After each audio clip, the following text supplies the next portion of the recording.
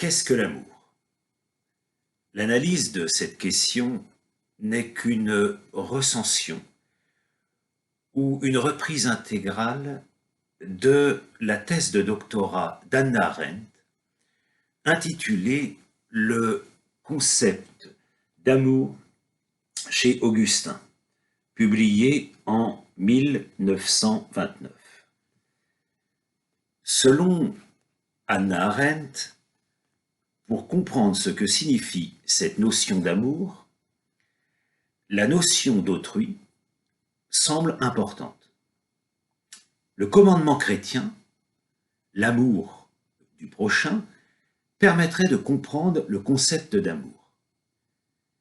L'amour du prochain, tu aimeras ton prochain comme toi-même, est le second commandement qui dépend du premier. Tu aimeras le Seigneur ton Dieu de tout ton cœur, de toute ton âme et de toute ta pensée. Évangile selon Matthieu, chapitre 22, les versets 37-39. Que signifie aimer Dieu? Aimer son prochain et s'aimer soi-même. Pour répondre à ces questions, Hannah Arendt analyse d'abord l'amour comme désir. Elle montre ensuite que l'amour du prochain procède de l'amour comme désir.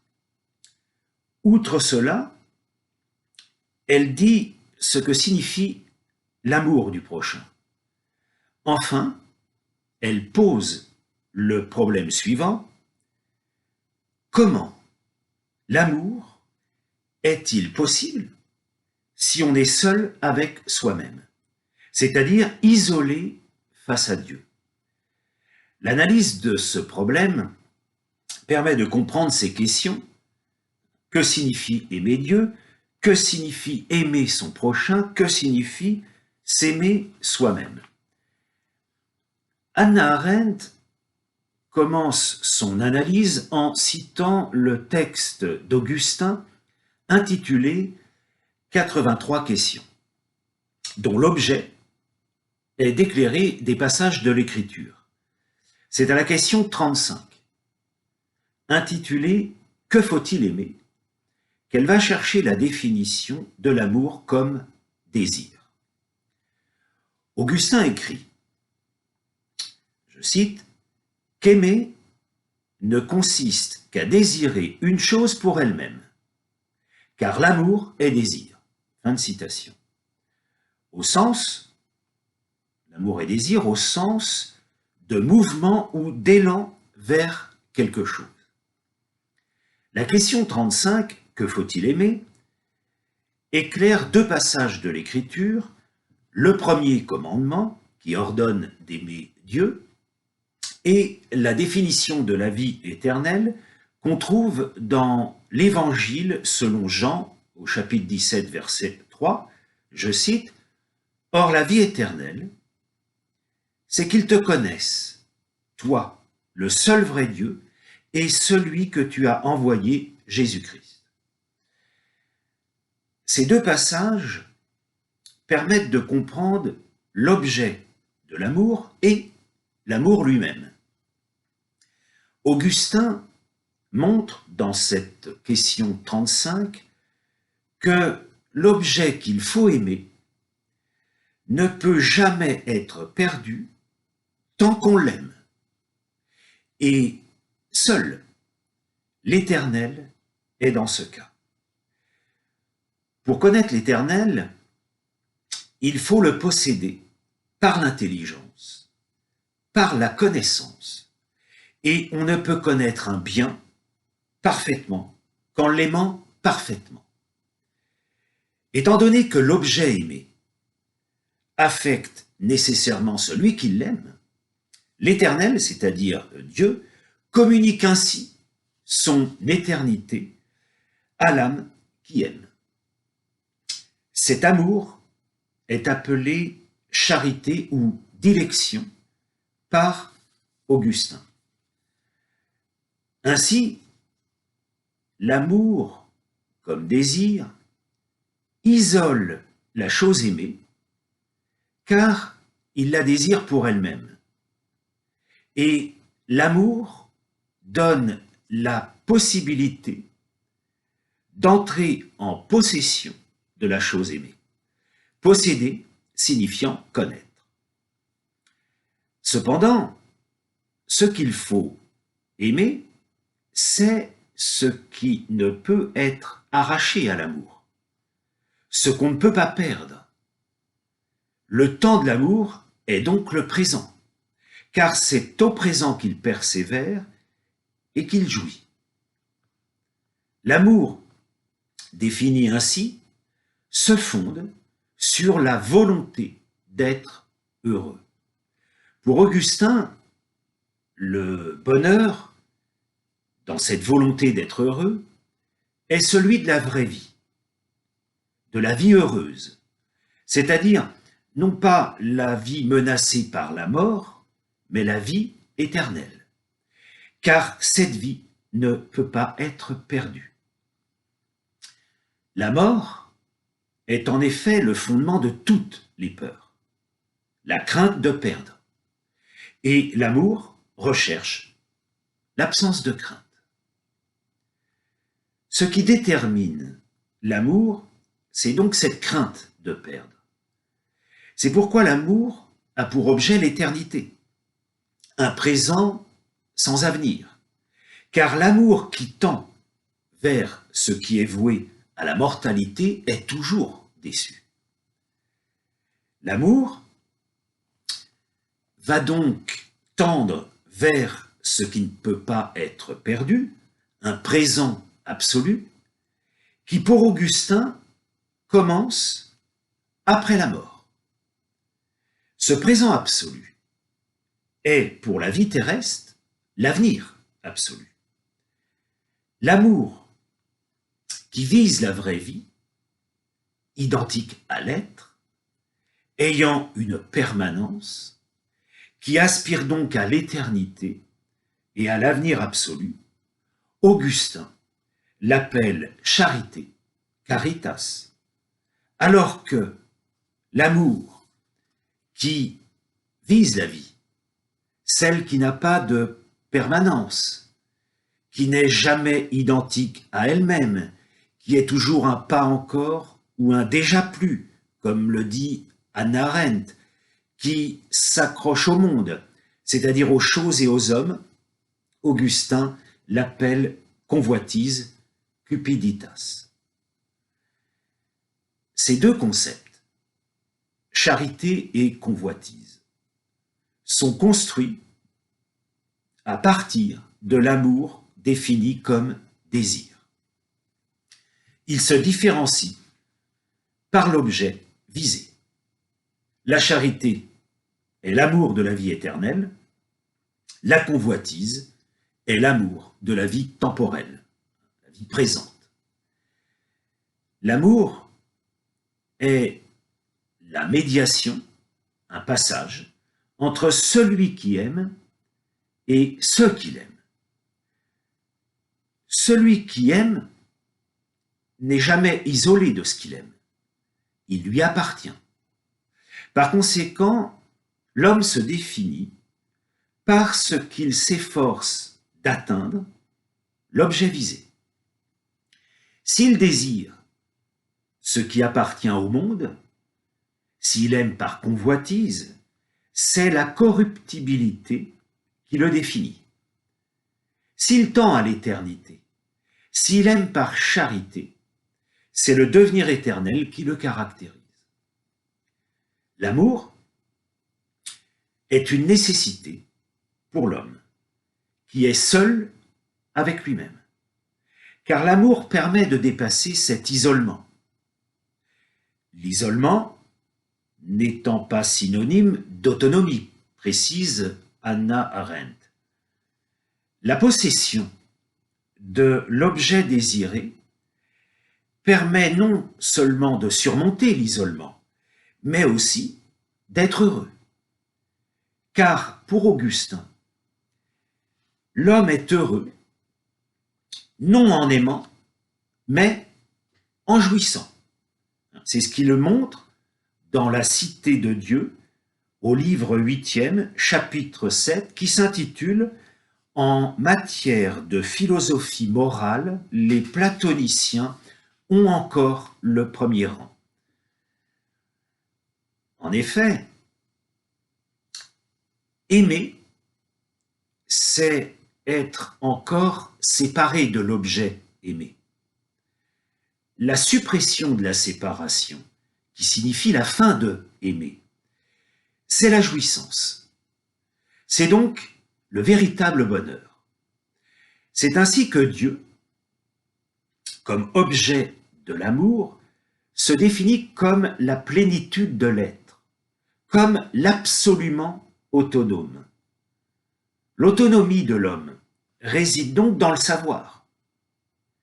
Ce qu'il faut aimer est ainsi assimilé à l'autosuffisance, à ce qui est vraiment, c'est-à-dire ce qui est sans besoin. Cette attitude permettant une absence de crainte, car l'homme est caractérisé par la crainte qui procède de la dépendance. En effet, le désir est toujours déterminé par son objet. Le désir est convoitise lorsque l'objet visé est le monde, le dehors, qui le rend esclave car il y a la crainte de le perdre. Mais le désir est charité, puisque l'objet visé, Dieu, ne présente aucune crainte de le perdre. Être libre de la crainte, c'est la liberté. La liberté qui réside donc dans l'autonomie. Par conséquent, il faut dépasser l'appartenance au monde concrétisée dans la convoitise, et elle ne peut être dépassée que par la charité. Augustin écrit dans le discours sur les psaumes, le psaume 57, que c'est, je cite, « parce que les hommes désirent ce qui leur est extérieur, qu'ils sont comme sortis hors d'eux-mêmes. » Fin de citation. La vie dans la convoitise est sujette à la dispersion, au divertissement, se détourner de l'essentiel, à la fuite de soi, à une recherche de permanence mais qui est seulement apparente. La fuite devant soi s'oppose à la recherche de soi-même. C'est dans cette recherche, dans ce retour en soi, que l'homme trouve Dieu. Augustin écrit dans les Confessions, livre 10, chapitre 6, que Dieu est aimé comme lumière, comme voix, comme odeur de l'homme intérieur. Il est aimé comme ce que le temps ne peut pas enlever. Aimer Dieu, c'est appartenir à l'éternité.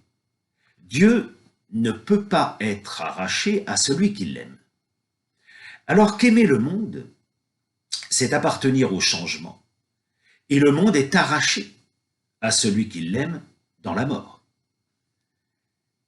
L'amour se caractérise par la volonté d'être heureux et aussi par l'oubli de soi. S'oublier lorsqu'on aime le monde, c'est se disperser. Aimer Dieu, c'est être dans l'éternité à venir. La véritable inhérence ou appartenance à Dieu est donc atteinte dans l'oubli de soi. L'oubli de soi est un dépassement de la temporalité. C'est-à-dire qu'en oubliant le temps, l'homme oublie sa mortalité, s'oublie lui-même pour l'éternité. Le passage nécessaire dans l'amour conçu comme désir, qui est l'oubli, va du transitoire vers ce qui ne peut être perdu. Augustin écrit dans De la vraie religion, au chapitre 39, paragraphe 72, je cite, « Au lieu d'aller dehors, rentre en toi-même.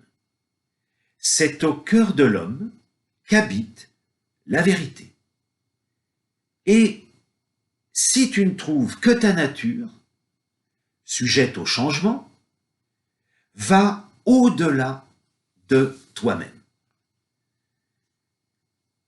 S'oublier soi-même,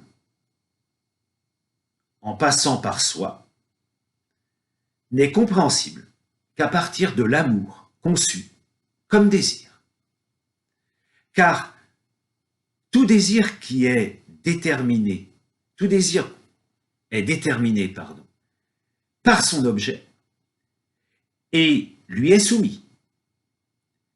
Cette soumission à l'objet désiré, c'est-à-dire Dieu, l'éternité ou l'avenir absolu, est un renoncement au moi en première personne, présent, mondain, pour l'amour de l'éternel. Cependant, l'amour de Dieu et l'amour de soi ne se contredisent pas. Ils vont ensemble. Car dans l'amour de Dieu, l'homme s'aime lui-même, c'est-à-dire qu'il aime l'éternité, que lui donne l'amour de Dieu. Et c'est parce que l'homme ne peut pas être heureux par lui-même qu'il recherche un bien qui le mène à s'oublier lui-même. Car il peut se perdre s'il s'oublie dans les biens de ce monde. L'amour, en désirant l'éternité, espère trouver son propre accomplissement, qui est d'abord voir, puis avoir au sens de possession, et enfin jouissance. C'est dans cette jouissance seulement que Dieu existe vraiment pour les hommes. Et pour Augustin, le bonheur résulte non de l'amour, mais de la jouissance. L'amour cesse quand il trouve son accomplissement, car une chose est désirée pour elle-même.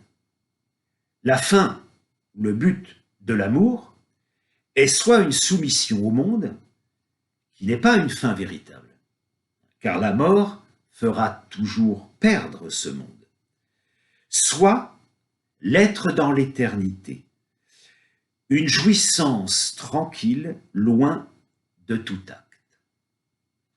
L'amour va ainsi de l'usage du monde à la jouissance. La jouissance rend l'homme heureux. L'usage est une aide dans notre effort vers la jouissance. Augustin écrit dans De la doctrine chrétienne, le livre 1er, chapitre 4, intitulé « De la jouissance et de l'usage ». Je cite, « Jouir, en effet, c'est s'attacher à une chose par amour pour elle-même. User, au contraire, c'est ramener l'objet dont on fait usage à l'objet qu'on aime, si toutefois il est digne d'être aimé. » Et un peu plus loin, Augustin écrit, « Il faut user du monde et non en jouir. » Fin de citation. Tout amour se trouve sans cesse dans l'alternative du jouir et de l'user. La charité ne fait que désirer la jouissance. Elle n'est pas la jouissance. La jouissance se trouve dans l'avenir. Elle est la perfection. Être éternellement auprès de l'objet désiré. Perfection, être éternellement auprès de l'objet désiré. l'éternité comme bien futur pour l'amour, permet de ne plus craindre, donc d'accéder à la liberté, au sens d'être libre de la crainte de la perte. La vie humaine sur Terre n'est pas indépendante. Elle est déterminée par l'amour et par la crainte. S'il y a la crainte de perdre ce que l'on a, la juste crainte est de perdre ce vers quoi l'on tend. L'accomplissement de l'amour est l'absence de crainte.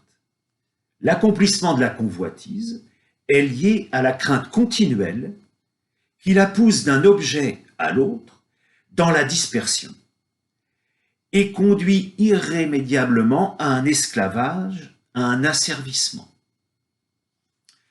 Augustin écrit dans De la doctrine chrétienne, livre 1, chapitre 38, intitulé « La charité demeure éternellement ». Il écrit, je cite, que les biens temporels et les biens éternels, entre les biens temporels et les biens éternels, il y a cette différence. Un bien temporel est plus aimé avant d'être possédé, mais il perd de sa valeur dès qu'on l'a obtenu, car il ne rassasie pas l'âme, pour qui la vraie et sûre demeure est l'éternité. Fin de citation. Ainsi, du point de vue de l'avenir absolu, du souverain bien, l'amour du monde est remplacé par l'usage du monde.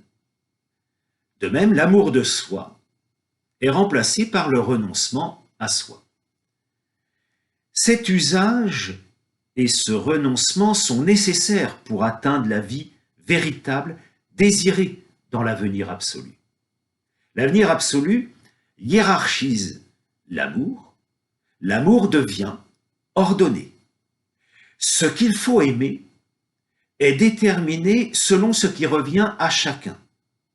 Il faut donc aimer ce que l'ordre fixe, à savoir ce qui est au-dessus de nous, le plus haut, le nous et l'à côté de nous, le prochain, qui sont au même niveau, et enfin ce qui est au-dessous de nous, le corps, le plus bas degré. Le souverain bien est le fil conducteur de cette mise en ordre. L'amour ordonné n'ordonne pas arbitrairement le monde entier à partir de l'avenir absolu, mais en relation avec le moi lui-même. Le moi fait l'expérience de cette relation dans la société, avec des êtres qui sont en rapport avec Dieu. Cette relation à Dieu, au prochain et au moi s'ordonne à partir du souverain bien. Le prochain a, dans le monde, sa place à côté du moi. Ainsi, je dois l'aimer comme moi-même, car lui aussi peut jouir de Dieu. Le prochain est inscrit dans un ordre qui décide sur l'amour. Pour Augustin, nous n'aimons pas l'autre seulement pour lui-même.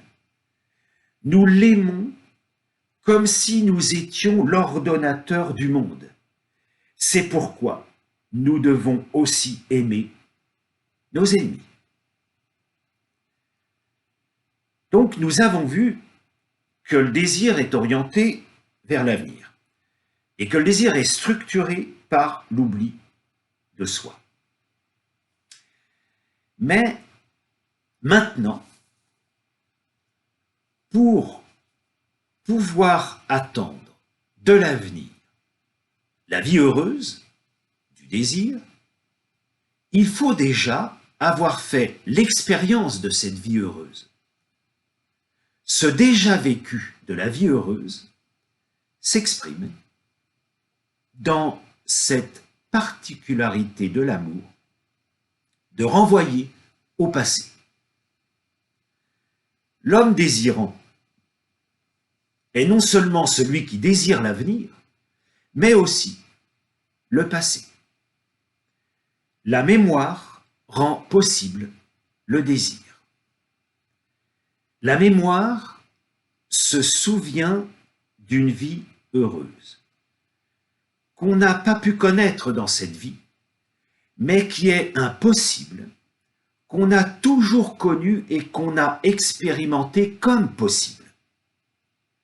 Cette vie heureuse comme possible, précédant tout ce qui est terrestre, tout ce qui est mondain, peut devenir le fondement de toute aspiration humaine.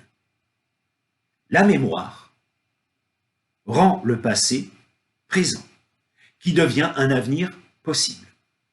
Ce qui signifie que le désir prend sa source dans le passé. Ainsi, l'homme ne cherche plus le souverain bien dans le désir, mais dans la recherche de la vie heureuse provenant de l'origine. Dans cette remémoration, l'homme est renvoyé vers son origine ultime. L'homme en vient à la mémoire par amour de l'amour de Dieu, permettant ainsi de fuir la dispersion, mais aussi par une recherche et une interrogation sur son origine propre, sur celui qui l'a créé, qui constitue ce qu'il est. La dépendance du désir, de la volonté d'être heureux, exprime une dépendance plus profonde et plus fondamentale que celle que ne pourra jamais révéler le désir à lui seul. Cette dépendance est celle de la créature au Créateur. L'homme dépend dans son être de quelque chose qui se trouve hors de lui. Cet hors de lui est identique à un avant lui, le Créateur qui le précède et qui n'est en lui que pour autant qu'il se fait connaître dans la mémoire, comme aspiration à la vie heureuse. Ce lien rétrospectif qui détermine l'être de la créature donne la raison de la création. Tout amour prend son sens dans ce rapport rétrospectif à l'origine. Car c'est dans les raisons éternelles que se trouve le sens impérissable de tout être terrestre. Augustin écrit dans La Cité de Dieu, livre 12, chapitre 1, je cite, « Ainsi donc, quoique toute créature ne puisse être heureuse, celle qui le peut, ne le peut point par elle-même, étant créée de rien, mais par celui qui l'a créée. » Fin de citation. La vie heureuse ne peut donc être atteinte qu'à partir du retour à sa propre origine. L'homme s'aime lui-même en se rapportant à Dieu en tant que son créateur, c'est-à-dire en tant que son origine qui le constitue comme étant. Cette origine est un fondement. La créature est dépendante de l'origine. Le signe de cette dépendance est la mémoire de l'origine. Le Créateur est l'être absolu et en tant que tel, il est ce qui par principe est avant toute chose. La créature n'est qu'en relation à l'être, qui est immuable. La créature est l'étant, qui est changeant, car son être est immuable. Seul l'étant qui devient et qui change, est confronté à l'éternelle permanence en soi. Le mode d'être de l'étang est caractérisé par l'imitation. L'étang ne peut que s'éloigner ou se rapprocher de l'origine, alors que l'être simple de Dieu est identique dans tous ses actes possibles.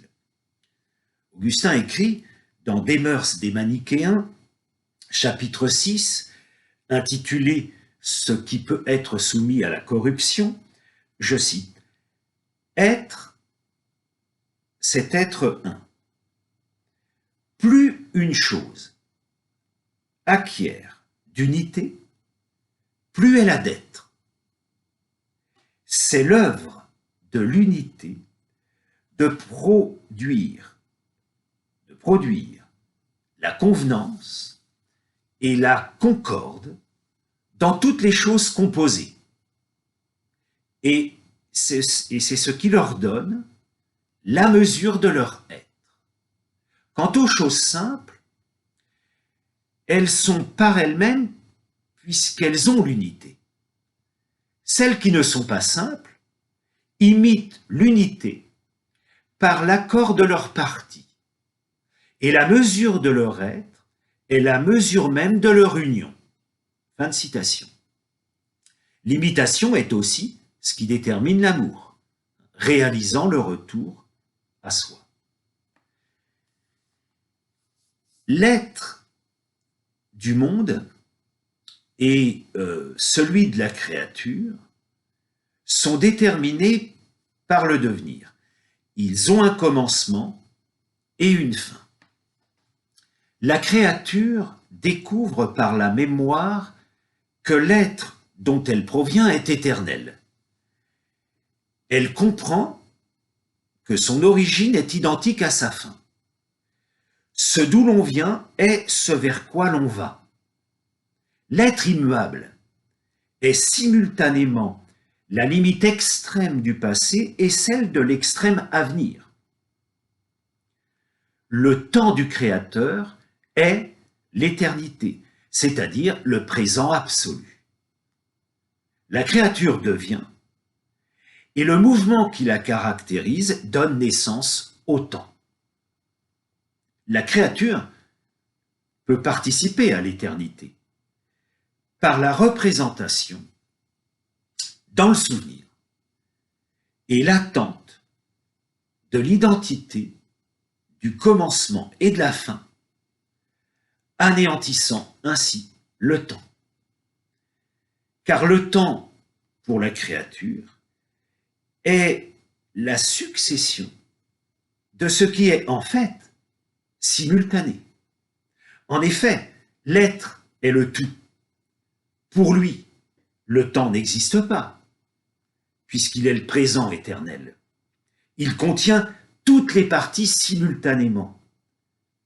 L'être est l'harmonie des parties. Le monde, lui, le monde, est le lieu de ce qui advient. Ce qui advient par la volonté de l'homme est mené par l'amour du monde. Cet amour fait que le monde devient la patrie toute naturelle de l'homme. Augustin écrit dans le discours sur les psaumes, le psaume 141, que le monde, comme le mot maison, désigne à la fois le bâtiment et ceux qui l'habitent. Et plus loin, il dit ceci, je cite, « Ne place pas ton amour dans la création, le monde comme création de Dieu, mais habite le Créateur. » Fin de citation. C'est-à-dire, habite Dieu, qui a en lui le monde qu'il a créé. En outre, si ce qui est fabriqué par l'homme reste à l'extérieur de lui, Dieu ne peut se retirer de ce qu'il a créé. Sinon, la création cesserait d'être. L'être propre de l'homme, par quoi il est ce qu'il est, la raison éternelle, se situe par principe, avant le monde auquel il appartient en étant du monde.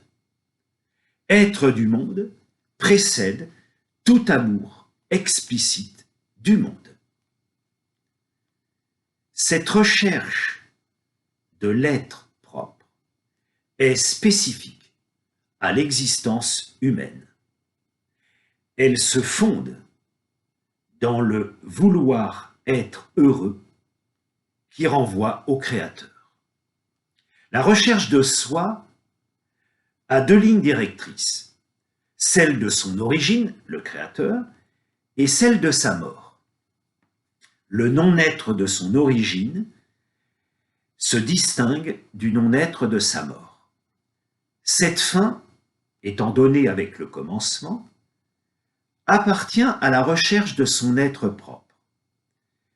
Si la mort est l'ultime éloignement de l'origine propre du Créateur, ce n'est que par la mort que l'homme se rend attentif à l'origine de sa vie.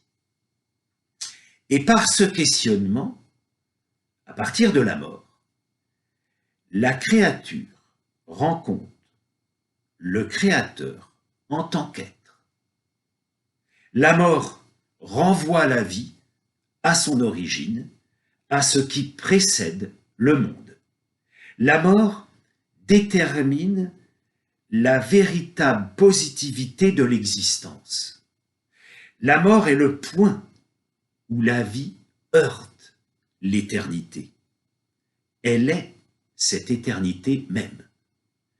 Ainsi, ce double sens de fin, renvoyant à l'origine et à la mort, laisse apparaître le phénomène de l'interchangeabilité du commencement et de la fin, qui rend l'existence problématique.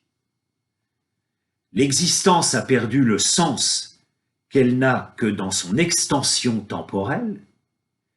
La vie est ainsi comme un simple trajet, perdant toute importance qualitative.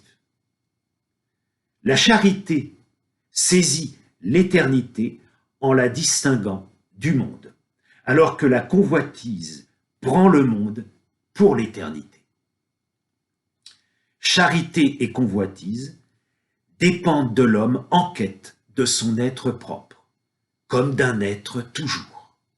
Augustin écrit dans les Sermons, le Sermon 34, je cite, « Personne ne saurait exister sans aimer. » Mais la question est, quoi aimer? Il ne nous est donc pas ordonné de ne point aimer, mais de choisir l'objet de notre amour. Fin de citation. Ce n'est pas seulement l'objet de l'amour qui distingue charité et convoitise, mais l'acte de choisir. L'amour du monde n'est pas un choix, car il est donné naturellement. L'amour qui choisit est celui dans lequel la créature se reconnaît comme créature en choisissant dans la charité le Créateur. L'acte de choisir dépend d'un choix préalable du Créateur qui nous a aimés le premier et qu'on choisit d'aimer en retour car il nous a donné à l'aimer. Ceux qui aiment sont élus parce qu'ils aiment. Par cette élection, la créature comprend qu'elle n'appartient pas au monde, mais à Dieu. Cette fonction de l'amour permet de comprendre le rôle de la mort. On craint la mort parce qu'on aime le monde. La mort anéantit toute possession du monde, tout désir d'aimer toute chose à venir du monde. L'amour a la force de la mort, car cet amour constitue notre mort au monde et notre vie avec Dieu. Augustin montre, dans le 65e traité sur l'évangile de Saint Jean, que le commandement nouveau de s'aimer les uns les autres, comme Jésus les a aimés, commandement qui existait dans l'ancienne loi, tu aimeras ton prochain comme toi-même, a pour rôle de renouveler l'homme, afin qu'il puisse vaincre le monde et lui-même et choisir de ressembler de plus en plus à Dieu, sans jamais pouvoir l'égaler. Cet amour du Créateur montre cette impossibilité de l'égaler. La dépendance de l'homme vis-à-vis de Dieu s'exprime alors dans la loi qui est inscrite dans le cœur des hommes, qui conduit la créature à s'interroger sur son être propre et qui exige de ne pas convoiter. La loi donne ainsi la connaissance de la concupiscence, qui signifie saisie et désir de ce monde. C'est-à-dire qu'en aimant le monde pour lui-même, ou la créature pour elle-même, ce qui s'appelle convoiter, l'homme aime la création au lieu du Créateur. En effet, tout ce qui a été créé est bon, car il y a une relation originelle au Créateur. Mais, en aimant la créature au lieu du Créateur, la créature se conçoit comme si elle s'était faite elle-même. Le véritable péché est d'aimer l'œuvre de la créature, c'est-à-dire ce qu'elle a fait du monde. Dans l'amour du monde, l'homme appartient à ce qu'il a fait lui-même. Dans l'amour de Dieu, il appartient à celui qui le créa en premier. L'orgueil est ainsi une imitation de Dieu, lorsque l'homme se donne l'illusion d'être créateur. Et la source de la concupiscence est la volonté propre, la possibilité de faire quelque chose à partir de soi. L'homme s'aime tel qu'il se fait lui-même, et non comme il se trouve donné à lui-même dans la création divine. L'homme a déformé le sens originel de son être créé par l'habitude qui est comme une seconde nature. Par l'habitude, il fait du monde lui-même son origine. Et c'est en se souvenant de sa véritable origine qu'il peut se défaire de cette habitude. Mais saisir sa propre origine est lié à la mort. L'habitude détourne de la mort. Vouloir son origine la plus propre, c'est-à-dire la limite extrême du passé, c'est vouloir aussi la limite extrême du propre à venir, puisque face à l'éternité, passé et futur coïncident. L'habitude s'oppose à ce passé et à cet avenir extrême en s'accrochant au monde. L'amour du monde se fonde sur la peur de la mort, qui est destruction de ce que la volonté propre s'est créée. Cependant, la fonction de la mort est de faire découvrir que la créature dépend de l'origine. Contre l'habitude et la sécurité apparente, qu'elle donne, la loi fait appel à la conscience, conscience qui provient de Dieu. La fonction de la conscience est de mettre sur la voie du Créateur et non de la créature. La loi exige dans le « tu ne convoiteras point » que l'homme se détache du monde humain, constitué par la créature, monde qui l'écarte de son origine la plus propre. La conscience accuse ce monde. Elle appelle l'homme à se rendre étranger au monde, c'est-à-dire essentiellement à sortir de l'habitude. La conscience pose l'homme face à Dieu, face à sa propre origine. On ne peut fuir devant la conscience, mais seulement entreprendre de réaliser la relation de l'homme à Dieu par la charité, dans la vie de l'homme soumise à l'habitude. C'est la présence immédiate de Dieu dans ce face à Dieu, coram Deo, qui compte.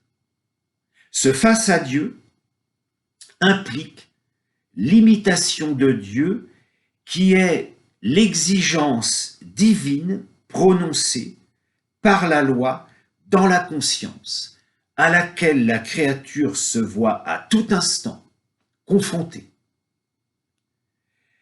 La loi éternelle, dit saint Augustin, commande de se détourner de l'amour des choses temporelles et de retourner cet amour purifié vers les choses éternelles. Augustin dit ceci dans Du libre arbitre, livre 1, chapitre 32. Car la créature a tendance à s'abandonner au monde par habitude, et la loi commande « tu ne convoiteras point ».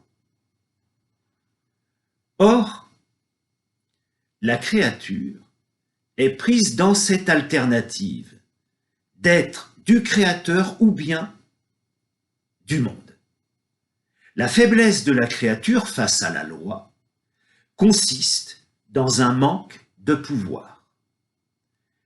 L'expérience de l'insuffisance est celle de la séparation entre vouloir et pouvoir. La créature n'a pas en son pouvoir son être propre. Et vouloir, c'est s'interroger sur son être en tant qu'éternité, et donc se détourner du monde. Pouvoir et vouloir coïncident en Dieu, comme le montre Augustin dans les Confessions au livre 7, chapitre 4. Le péché demeure dans l'inadéquation entre pouvoir et vouloir. La conscience exige de retourner à l'origine, c'est-à-dire à Dieu. À l'extérieur de la conscience se trouve le pouvoir qui est la grâce de Dieu. La grâce, c'est-à-dire l'aide de Dieu. Cette aide est l'accueil renouvelé de la créature que Dieu a lui-même créée. Cet accueil est l'amour, dilectio, qui se réalise dans la réconciliation avec Dieu. La grâce est donc une libération de l'être du monde au sens de recréation. La charité accomplit son tendre vers l'être. La convoitise accomplit l'approche du néant. La créature devient une créature nouvelle par l'amour. Elle est réconciliée avec Dieu et en même temps avec son état de créature. Elle a renoncé en tant que créature à elle-même.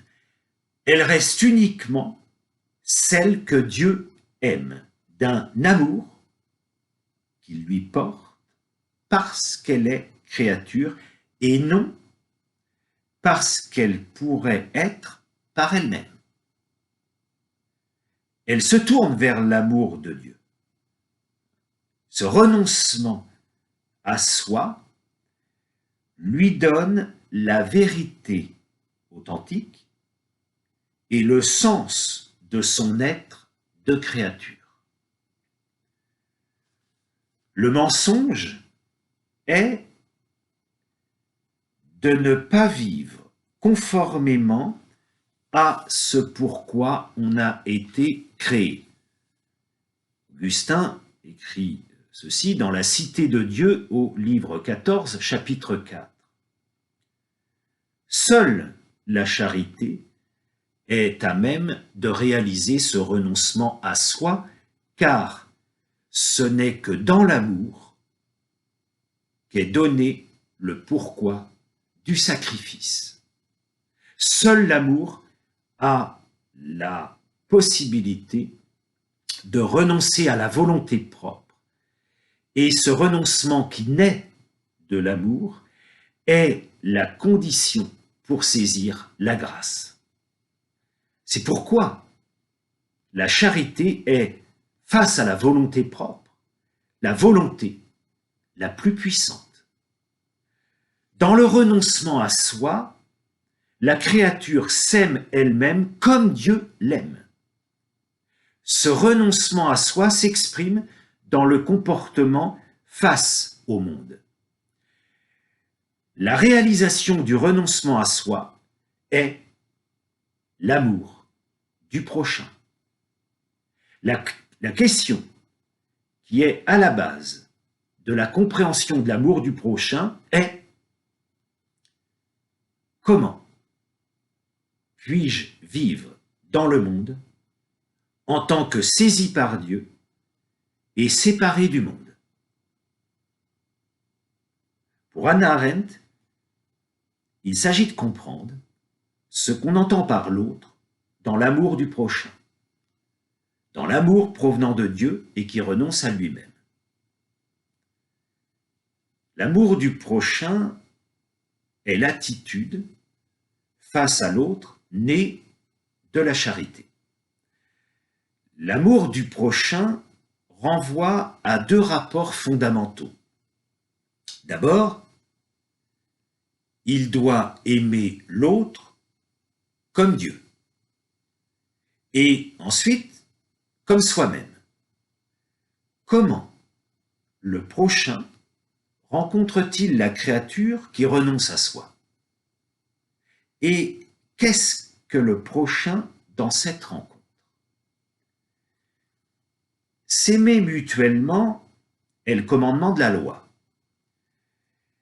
La loi règle et détermine le comportement de la créature dans le monde et celui des hommes entre eux.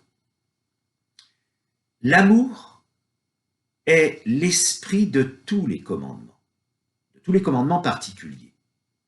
L'amour est l'esprit même de la loi.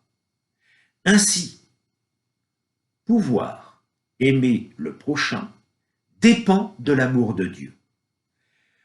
Pour la créature qui renonce à elle-même en aimant Dieu, le prochain qui est aimé comme Dieu aime perd le sens qu'il a dans le monde, par exemple, comme ami ou ennemi.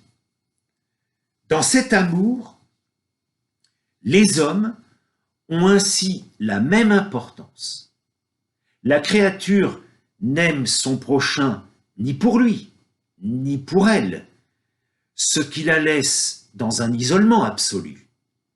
L'amour de Dieu sépare l'amour du prochain de tout amour charnel.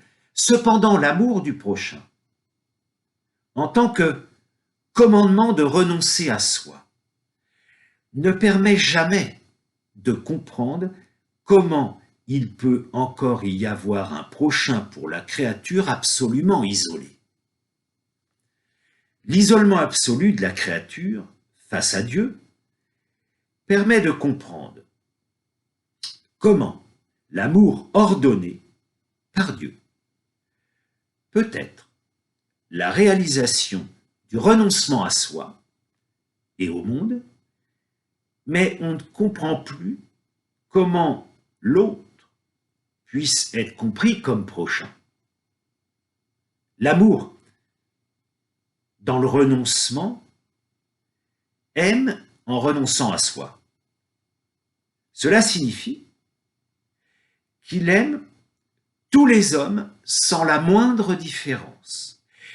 Et cet amour aime les autres comme lui-même.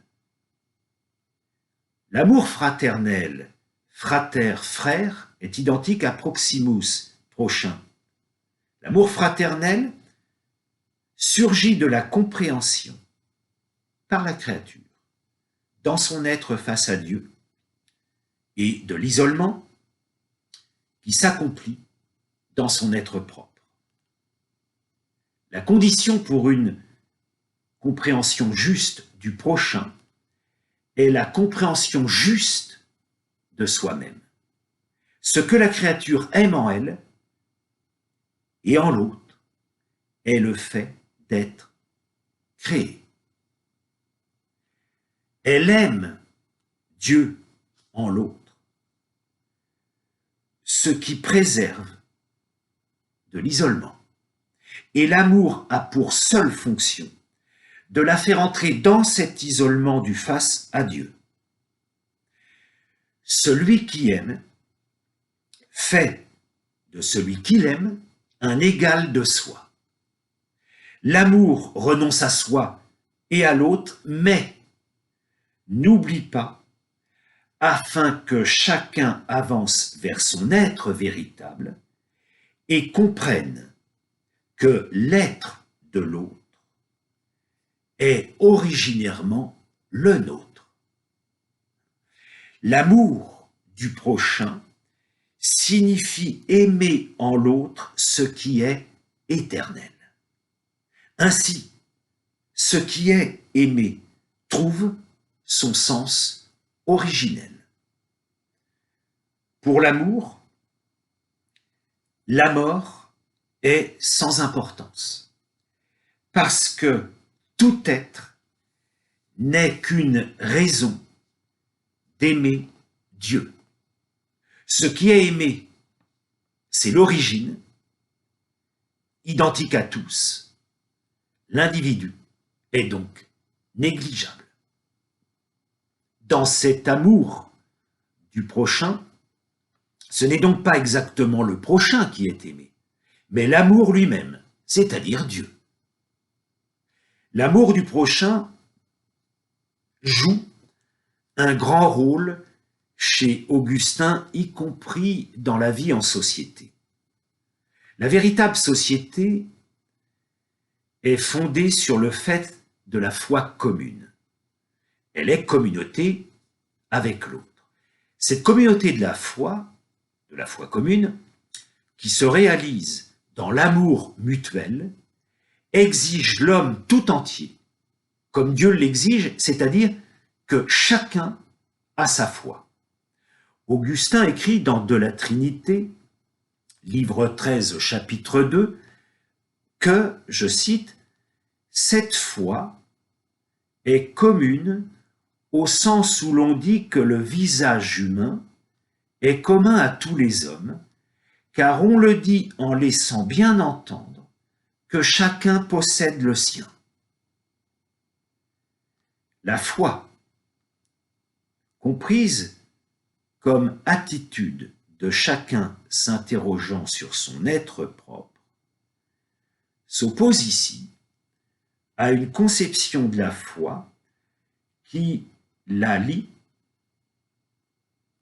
à la facticité de l'histoire, à savoir la mort rédemptrice du Christ. Si la foi isole profondément chaque être particulier, l'objet de la foi, à savoir la rédemption par le Christ, est advenu dans une communauté déjà donnée. Cette communauté provient de la descendance commune d'Adam, fondement d'une égalité bien déterminée de tous les hommes entre eux, comme le montre Augustin dans De la Genèse au sens littéral au chapitre 6. Cette égalité est radicale car personne du genre humain ne peut se soustraire de cette provenance. Cette descendance commune détermine une parenté. Cette parenté crée l'égalité de la situation, c'est-à-dire que tous ont le même destin, celui de devoir mourir. La dépendance réciproque des hommes qui détermine la société implique le fait de croire en l'autre, une foi nécessaire pour la permanence du genre humain. Dans l'égalité de tous les hommes devant Dieu, qui se thématise dans l'amour du prochain, toute question qui porte sur l'autre interroge son être devant Dieu. Là, tous les hommes sont égaux. L'égalité de la situation signifie que tous les hommes sont dans le péché. En effet, Augustin écrit que, je cite, « Le monde en sa totalité est né d'Adam ». Il écrit cela dans Contre Julien, défenseur du pélagianisme, au livre 6. Cette égalité détruit toutes les différences. Aussi, quel que soit le nombre des États et des communautés particulières, en vérité, il n'en existe que deux. La bonne, fondée sur le Christ, la mauvaise, fondée sur Adam. Tout comme il n'y a que deux amours, l'amour du monde ou de soi et l'amour de Dieu. Tout être particulier appartient toujours déjà à Adam, c'est-à-dire au genre humain, par la naissance. La liberté du choix révélée par le Christ appelle chacun à sortir hors du monde et hors de la communauté du genre humain, sans éliminer l'égalité instituée au départ, mais en lui donnant un nouveau sens, qui est précisément l'amour du prochain.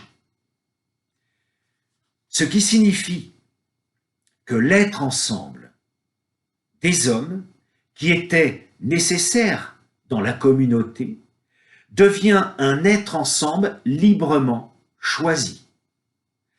Pour comprendre ce passage, il faut analyser ces deux points. La communauté du genre humain déterminée par Adam et l'être ensemble défini par le Christ. La communauté des hommes, remontant à Adam, forme le monde. Chaque être appartient de naissance à cette communauté. C'est par la naissance que chaque être a une nature pécheresse. Le genre humain a donc son origine en Adam et non dans le Créateur. La communauté des hommes est historique et par là, ce monde est indépendant par rapport à Dieu. Sa nature pécheresse est son origine propre, indépendante de Dieu. Cette communauté est donc donnée par nature et fondée historiquement. L'homme a ainsi un double lien de familiarité avec le monde. Par sa nature, il est un être social. Par sa naissance, il a son origine historique en Adam. Ainsi, on comprend la fonction contraignante de l'égalité. Devoir l'amour à tous en raison de l'appartenance à une même communauté de nature. Voir cette idée dans les lettres de saint Augustin, la lettre 130, année 412. Cet amour exprime l'interdépendance des hommes. Le problème d'Augustin est que la question sur l'être de l'homme porte sur l'être du genre humain, qui diffère de la question sur l'être de la créature, qui porte sur la relation au Créateur. Et ce qui permet la relation de l'homme à son origine, de la créature au Créateur, est un fait historique, à savoir la révélation divine dans le Christ. La foi dans le face à Dieu détache tout être particulier de son enchaînement dans le monde. Et c'est dans le monde que l'annonce du salut est parvenue aux hommes. C'est ton frère, vous fûtes rachetés par le sang du Christ. Augustin écrit cela dans les traités sur l'épître de Saint Jean aux Parthes, le 5e traité. Le rachat de tous renvoie à l'égalité, c'est-à-dire au fait d'avoir part au péché originel. Par l'annonce du salut, l'égalité prend un sens précis dans le commandement de l'amour du prochain. On doit aimer autrui car il nous est égal et il a le même passé de pécheur que nous.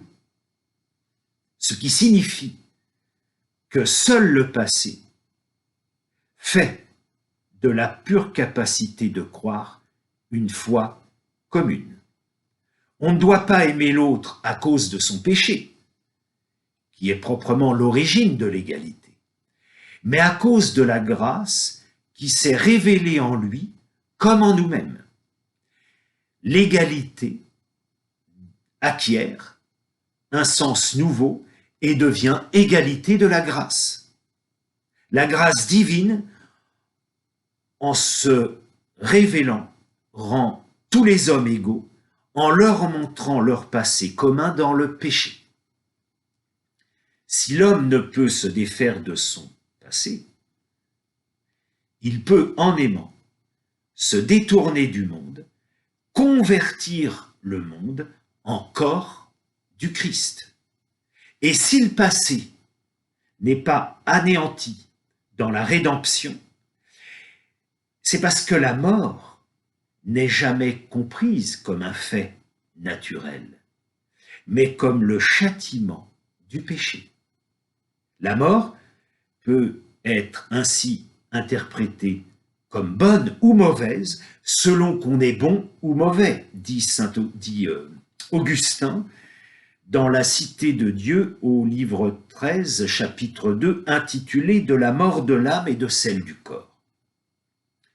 L'homme étant lié au monde et au passé, son combat s'achève avec la mort. Augustin écrit dans le 10e traité des traités sur l'épître de Saint Jean aux Parthes que l'homme, je cite, doit étendre son amour au monde entier s'il veut aimer le Christ. Ainsi, le devoir envers le prochain est d'expliciter son propre être et de le ramener de son péché passé à Dieu.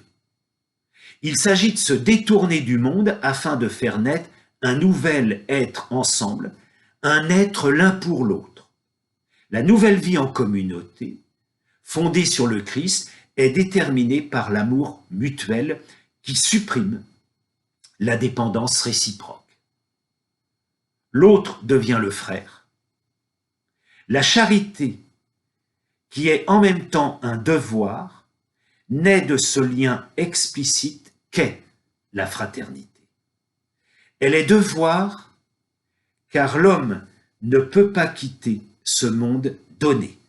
Dans la communauté, être ensemble, avec le Christ, comprise comme corps, l'être particulier est absolument oublié.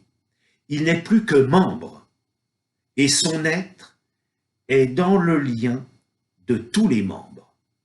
L'amour mutuel devient un amour de soi-même, car l'être du soi propre est identifié à l'être du Christ, à l'être du corps dont il est membre.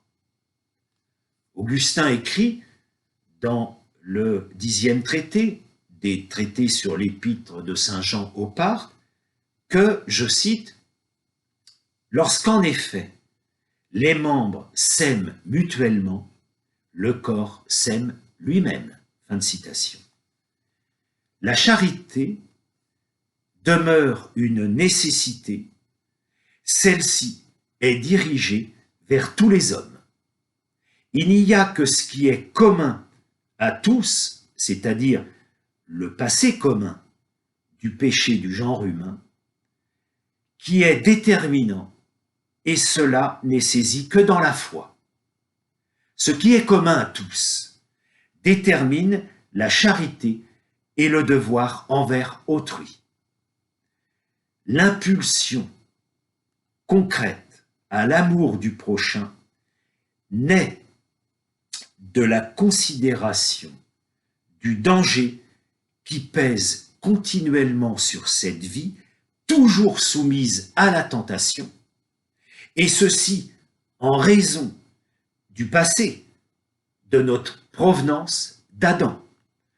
Augustin écrit dans les Confessions, au livre 10, chapitre 32, intitulé « Les plaisirs de l'odorat », que, je cite, « Personne ne doit se considérer comme en sécurité dans cette vie qui a été appelée une tentation permanente. » Fin de citation. L'amour, donc, se fonde dans cette conscience commune du danger. Cette communauté fondée sur le danger repose aussi sur la mort. Dans le christianisme, la mort devient le danger qui pèse sur tous, non pas de la mort comme fin de la vie terrestre, mais de la mort comme châtiment du péché, de la mort éternelle. La mort comme fin de la vie terrestre est susceptible d'être franchie par la rédemption du Christ comme un pont vers l'éternité. La mort peut aussi devenir la mort éternelle. Le danger est donc de sombrer dans ce passé pécheur, et cette chute est la mort éternelle. La mort de l'homme était nécessité, elle est devenue danger. Ce qui était nécessaire par naissance devient un danger où il appartient à chacun de décider. Les hommes n'appartiennent plus au même genre humain par naissance, mais par l'imitation. L'imitation repose sur l'amour mutuel. Cependant,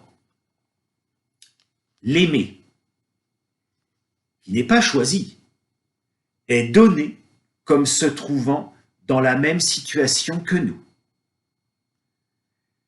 L'amour, dit Lectio, se rapporte à tous les hommes dans la cité de Dieu, de la même manière que l'interdépendance réciproque de la cité terrestre s'appliquait à tous les hommes. Le prochain n'est jamais aimé pour lui-même, mais pour la grâce divine. L'amour du prochain, l'amour mutuel, ne nous sont prescrits que parce qu'ils sont en même temps l'amour du Christ. Pour Augustin, l'amour ne cesse jamais, c'est-à-dire l'amour pour Dieu ou pour le Christ, auquel tout amour du prochain ne peut que donner l'impulsion, Et ce n'est un commandement qu'à cette fin.